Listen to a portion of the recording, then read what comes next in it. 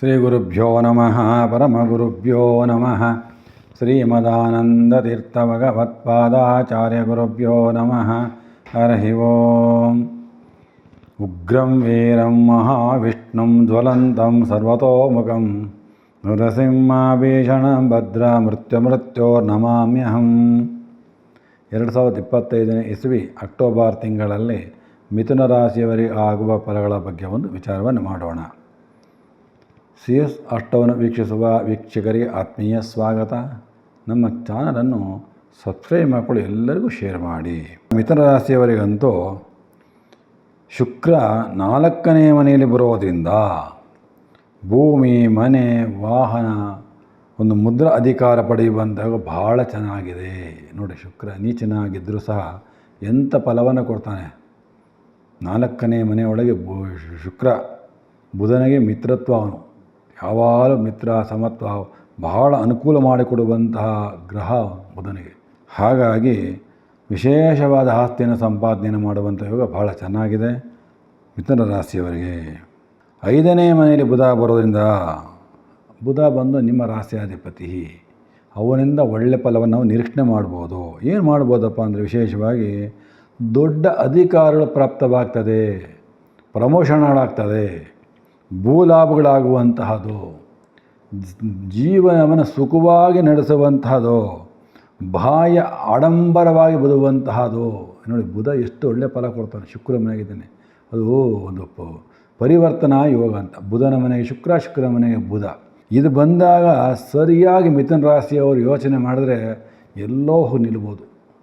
ಒಳ್ಳೆ ಅಭಿವೃದ್ಧಿ ಪದ, ಪಾಸಿಟಿವ್ ಎನರ್ಜಿ ಭಾಳ ಜೋರಾಗಿರ್ತದೆ ಮಿಥುನ ರಾಶಿಯವರಿಗೆ. ಮತ್ತು ವಿಶೇಷವಾಗಿ ವಿದ್ಯಾವಂತನಾಗಿ ಒಳ್ಳೆಯ ಕುಟುಂಬಸ್ಥರಾಗಿ ಬಾಳುವಂತಹ ಭಾಳ ಚೆನ್ನಾಗಿದೆ ಲೈಫಲ್ಲಿ.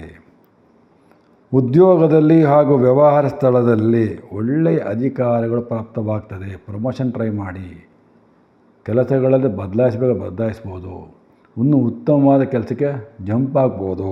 ಇದೆಲ್ಲ ಒಳ್ಳೆಯ ಫಲವನ್ನು ಕೊಡ್ತಾನೆ. ಆದರೆ ಈ ಕೆಲಸವನ್ನು ಮಾಡಬೇಕಾದ್ರೆ ಅದರಿಂದ ಆಗುವಂಥ ಫಲ, ಅಶುಭ ಫಲ ಎರಡೂ ನೋಡ್ಕೋಬೇಕಾಗ್ತದೆ. ಯಾಕೆಂದರೆ ಉದ್ಯೋಗದಲ್ಲಿ ಭಾಳ ಜಾಗ್ರತೆ ಇರಬೇಕು, ಭಾಳ ಯೋಚನೆ ಮಾಡಿ ಕೆಲಸ ಕಾರ್ಯ ಮಾಡಬೇಕು. ನನಗೆಲ್ಲ ಗೊತ್ತಿಂದ ಓವರ್ ಕಾನ್ಫಿಡೆನ್ಸ್ ಮಾಡಿ ಏನಾದರೂ ಕೆಲಸ ಮಾಡಿಕೊಂಡ್ರೆ ಕೆಡಿಸ್ಬಿಡ್ತಾನಲ್ಲಿ, ಭಾಳ ಏಟ್ ಕೊಟ್ಬಿಡ್ತಾನೆ. ಯಾಕೆಂದರೆ ಕುಜ ಬುಧ ಸಂಯೋಗ ಆಗಿದೆ, ಅವನು ಒಂದು ಕಡೆ ಶತ್ರು ಮಿತ್ರ ಒಟ್ಟುಕೊಟ್ಟಿದ್ದಾರೆ. ಹಾಗಾಗಿ ಜಾಗ್ರತೆ ಇದೇನೆಂದರೆ, ಯಾವಾಗಲೂ ಒಂದು ಜ್ಯೋತಿಷ್ಯ ಬೆಳಕು ತರಿಸ್ಕೊಡುತ್ತೆ. ಏನಾಗತ್ತೆ, ಏನಾಗಬಾರ್ದು, ಆಗಬಾರ್ದು ಅನ್ನೋದನ್ನು ನಾವು ಪ್ರಯತ್ನವನ್ನು ಮಾಡಬೇಕು. ಆದಷ್ಟು ಅದಕ್ಕೆ ಒಳ್ಳೆಯ ಫಲವನ್ನೇ ಕೊಡ್ತಾನೆ. ಇದು ಸರಿಗಿದೆ, ಸರಿಯಾದ ಕೆಲಸ, ಸರಿಯಾದ ಕ್ರಮ ಅಂತ ಮಾಡಿದ್ರೆ ಭಾಳ ಒಳ್ಳೆಯದಾಗ್ತದೆ. ಅಥವಾ ನಾವೇನಾದ್ರು ಉದ್ಯೋಗದಲ್ಲಿ ಆಲಸ್ಯವಾಗಿ ಬೇಕಾಬಿಟ್ಟಿ ಕೆಲಸ ಮಾಡ್ತೀವಿ ಅಂದರೆ ಅಲ್ಲಿ ಧನ ನಷ್ಟಗಳಾಗುವಂಥ ಚಾನ್ಸಸ್ ಜಾಸ್ತಿ ಇರ್ತದೆ. ಹಾಗೂ ಕೆಲಸಗಳ ಕುಂದಾಗುವಂಥ ಕೆಲಸ ಬಿಟ್ಟು ಹೋಗಬೇಕಾಗ್ತದೆ, ಕೆಲಸವನ್ನು ಬಿಡಿಸ್ಬಿಡ್ತಾರೆ. ಇದು ಪ್ರೈವೇಟ್ ಆಗ್ಬೋದು, ಸರ್ಕಾರಿ ಕೆಲಸಗಳಾಗ್ಬೋದು. ಅದಕ್ಕೆ ಹೇಳೋದು, ಭಾಳ ಎಚ್ಚರದಿಂದ ಕೆಲಸವನ್ನು ಮಾಡ್ಕೊಳ್ಳಿ. ಒಳ್ಳೆಯ ಫಲ ಇದೆ. ನಿಮ್ಮ ಧರ್ಮ, ನಿಮ್ಮ ನಿಯತ್ ವರ್ಕ್ ಮಾಡಿ ಅನುಕೂಲವಾಗ್ತದೆ. ಹಾಗೆ ಸರ್ಕಾರದಿಂದ ಸಹಾಯ ಹಾಗೂ ಲಾಭಗಳಾಗುವ ಚಾನ್ಸ್ ಚೆನ್ನಾಗಿದೆ. ಸರ್ಕಾರ ಸಂಬಂಧಪಟ್ಟ ವಿಚಾರಗಳಲ್ಲೂ ಒಳ್ಳೆಯ ಅನುಕೂಲ ಆಗ್ತದೆ. ಯಾಕಾಗ್ತದೆ ಇದು? ಯಾವಾಗ ರವಿಯ ದೃಷ್ಟಿ ಬಹಳ ಚೆನ್ನಾಗಿದೆ. ಆ ರವಿಯ ದೃಷ್ಟಿಯಿಂದ ಸರ್ಕಾರಕ್ಕೆ ಸಂಬಂಧಪಟ್ಟದ್ದು, ರಾಜಕೀಯಕ್ಕೆ ಸಂಬಂಧಪಟ್ಟದ್ದು, ಉದ್ಯೋಗ ಸಂಬಂಧ ಭಾಳ ಚೆನ್ನಾಗಿರ್ತದೆ. ಆದರೆ ಜಾಗ್ರತೆಯನ್ನು ನೀವು ವಹಿಸ್ಕೋಬೇಕಾಗ್ತದೆ. ಹಾಗೂ ವಿಶೇಷವಾಗಿ ಒಳ್ಳೆ ಆಸ್ತಿನ ಸಂಪಾದನೆ ಮಾಡುವಂಥ ಯೋಗನು ರವಿ ಕೊಡ್ತಾ ಇದ್ದಾನೆ. ಮತ್ತು ಮಿತ್ರರಿಂದ ಯಾವುದೇ ಕಾರಣಕ್ಕೂ ಸಹಾಯ ಸಿಗೋದಿಲ್ಲ. ಯಾರ ಮೇಲೆ ನಂಬಿಕೆ ಇಟ್ಕೊಂಡು ಕೆಲಸ ಮಾಡೋಕ್ಕೆ ಹೋಗಬೇಡಿ. ಯಾರನ್ನೋ ನಂಗೆ ಮಾಡ್ತಾರಪ್ಪ ಅಂತ ಅವರು ಅತಿಯಾಗಿ ಹಚ್ಕೊಂಡು ಹೋಗಬೇಡಿ.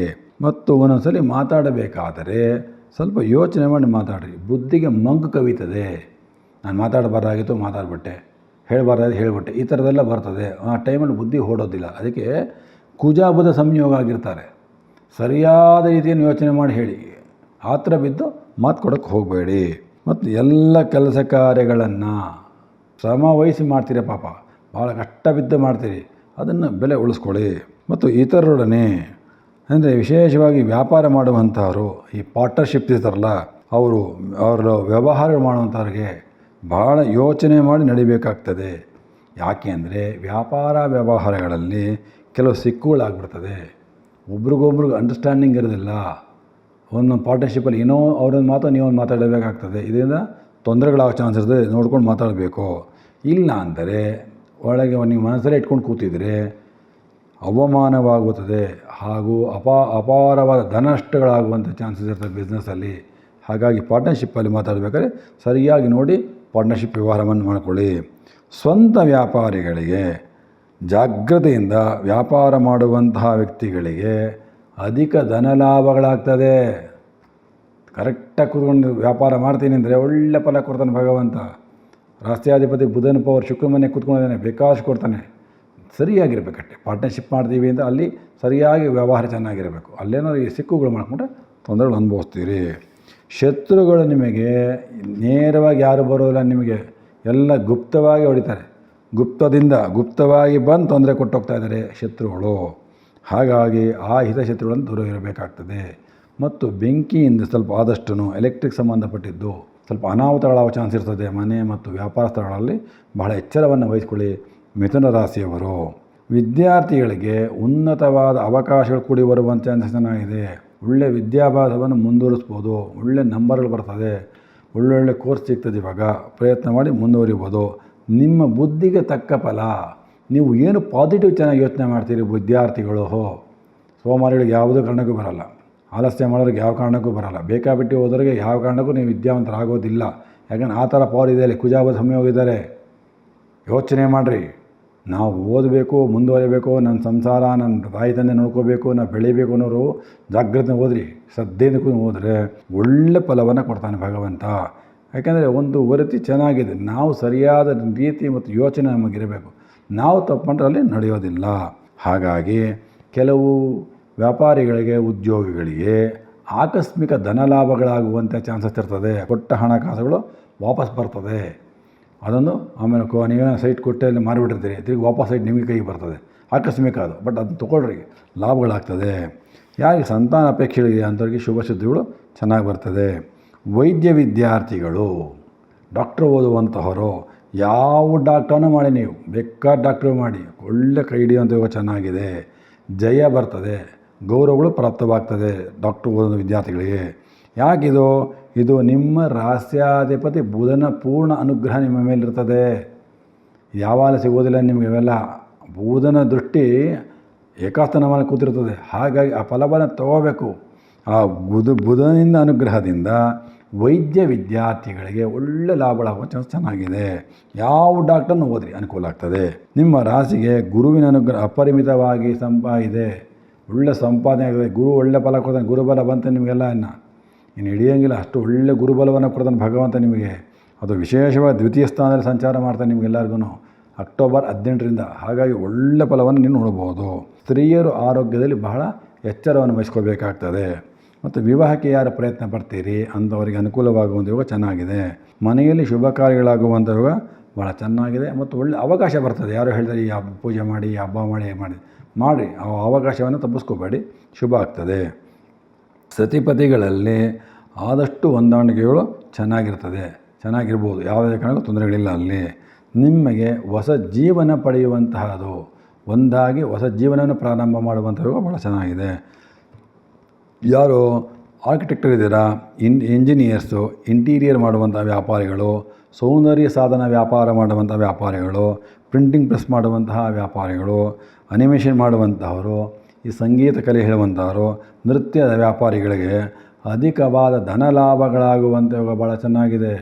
ನೋಡಿರಿ, ನಿಮ್ಮ ವ್ಯವಹಾರಗಳಲ್ಲಿ ಧನ ಲಾಭಗಳು ಹಾಗೆ ವಿಶಿಷ್ಟವಾದ ಗೌರವಗಳು ಬರುವಂಥ ಯೋಗ ಭಾಳ ಚೆನ್ನಾಗಿದೆ ಮಿಥುನ ರಾಶಿಯವರಿಗೆ. ಆದರೆ ನಿಮ್ಮ ವಾಸಸ್ಥಾನವನ್ನು ನೀವೆಲ್ಲಿ ಮನೆ ಕಟ್ತೀರಿ ಅಥವಾ ಎಲ್ಲಿ ಒಂದು ಅಂಗಡಿಗಳು ಮಾಡ್ತೀರಿ, ವ್ಯಾಪಾರ ಸ್ಥಳ ಮಾಡ್ತೀರಿ, ಅದನ್ನು ಆದಷ್ಟು ಶುಚಿಯಾಗಿ ಇಟ್ಕೋಬೇಕು. ಅಲ್ಲೇನಾದರೂ ಸಹ ಕೊಳಕಳಾದರೆ, ಅಲ್ಲೇನಾದರೂ ತಪ್ಪುಗಳಾದರೆ ಬಹಳ ಕಷ್ಟ ಆಗ್ತದೆ. ಮನಸ್ಸಿಗೆ ನೆಮ್ಮದಿ ಬರೋದಿಲ್ಲ, ಮನೋವ್ಯಥೆಗಳಾಗ್ತದೆ. ಹಾಗಾಗಿ ಮನಸ್ಸನ್ನು ಆಫೀಸ್ ಭಾಳ ಶುದ್ಧಿಯಾಗಿಟ್ಕೊಂಡ್ರೆ ಮನಸ್ಸಿಗೆ ನೆಮ್ಮದಿ ಇರ್ತದೆ. ಇದರಿಂದ ಧನ ಲಾಭಗಳಾಗ್ತದೆ. ವಿಶೇಷವಾಗಿ ನಾವು ಮನೆಯೇ ಸರಿಯಾಗಿ ಇಟ್ಕೊಂಡಿಲ್ಲ ಅಂದರೆ ಯಾವಾಗಲೂ ಒಳ್ಳೆಯ ಲಕ್ಷ್ಮಿ ಬರಬೇಕು. ಅಲಕ್ಷ್ಮಿ ಬರಬೇಕು ಅಂದರೆ ಮನೆ ಅಶುದ್ಧಿ ಇರ್ತದೆ. ಹಾಗೆ ಮನೆ ಶುದ್ಧಿ ಇಟ್ಕೊಂಡಷ್ಟು ಭಾಳ ಶುಭ ಆಗ್ತದೆ. ಮನೆ ಶುದ್ಧಿಯಿಂದ ಹೇಗಪ್ಪ? ಮನೆಯನ್ನು ಸಾರಿಸ್ತಕ್ಕಂತಹದ್ದು, ಹೊಸ್ಲಿಗೆ ರಂಗೋಲಿ ಹಾಕುವಂತಹದ್ದು, ಅಷ್ಟಮ ಹಚ್ಚುವಂತಹದ್ದು, ಮನೆಯೊಳಗೆ ಒಳ್ಳೆ ಮಾತುಗಳಾಡುವಂತಹದ್ದು, ಮನೆಯೊಳಗೆ ಹಬ್ಬ ಹರಿದಿನ ಮಾಡುವಂಥ ಮನೆಗಳಲ್ಲಿ ಇವೆಲ್ಲ ಶುಭ. ಇದನ್ನು ಮಾಡಿದ್ರೆ ಮನೆಗೆ ಅನುಕೂಲ ಆಗ್ತದೆ. ಗುಪ್ತ ಶತ್ರುಗಳು, ಗುಪ್ತ ಕುತಂತ್ರಿಗಳು ಅಂತ ಹೇಳ್ತೀವಿ. ಬೇಕು ಅಂತ ನಿಮಗೆ ಕೆಡಿಸುವಂಥ ನಿಮಗೂ ಒಳ್ಳೆಯರಾಗಿರ್ತಾರೆ, ಅವರು ಒಳ್ಳೆಯರಾಗಿರ್ತಾರೆ, ಮಧ್ಯ ತಂದು ಇಟ್ಟೋಗ್ತಾರೆ. ಇಂಥ ಗುಪ್ತ ಕುತಂತ್ರಿಗಳನ್ನು ಅತಿಯಾಗಿ ಹೊಗಳೋರನ್ನ ಇವರಿಂದ ದೂರ ಇಟ್ಕೋಬೇಕು ನೀವು. ಅವ್ರನ್ನ ದೂರ ಇಟ್ಟರೆ ಒಳ್ಳೆಯದು, ಇಲ್ಲ ಅನೇಕ ತೊಂದರೆಗಳಿಗೆ ಅನುಭವಿಸ್ಬೇಕಾಗ್ತದೆ. ಭಾಳ ಹುಷಾರಾಗಿರಬೇಕು ನೀವು. ಹಾಗಾಗಿ ವಿಶೇಷವಾಗಿ ನಿಮ್ಮ ತಾಯಿಯ ಮನಸ್ಸನ್ನು ಕೆಡಿಸ್ಕೊಳ್ಕೋಬೇಡಿ, ತಾಯಿಯ ಶಾಪವನ್ನು ತೊಗೋಬೇಡಿ. ತಾಯಿಯ ಅನುಗ್ರಹವನ್ನು ಆಶೀರ್ವಾದವನ್ನು ತೊಗೊಂಡ್ರೆ ಭಾಳ ಒಳ್ಳೆಯದಾಗ್ತದೆ.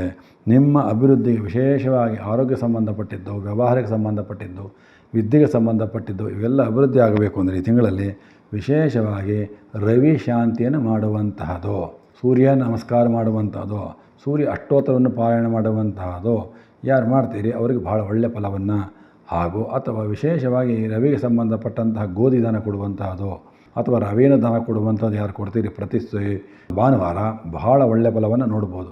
ಪ್ರತಿ ಭಾನುವಾರ ಹೋಗಿ ಸೂರ್ಯ ನಮಸ್ಕಾರ, ಸೂರ್ಯನಾರಾಯಣ ಸ್ತೋತ್ರವನ್ನು ಯಾರು ಮಾಡ್ತೀರಿ, ಸೂರ್ಯನಾರಾಯಣ ಅಷ್ಟೋತ್ತರವನ್ನು ಯಾರು ಓದ್ತೀರಿ ಅಂಥವರಿಗೆಲ್ಲ ದುಷ್ಫಲಗಳು ದೂರವಾಗಿ ನಿಮ್ಮ ಶುಭಕಾಮನೆಗಳು ನೆರವೇರ್ತದೆ. ನಮಸ್ಕಾರಗಳು.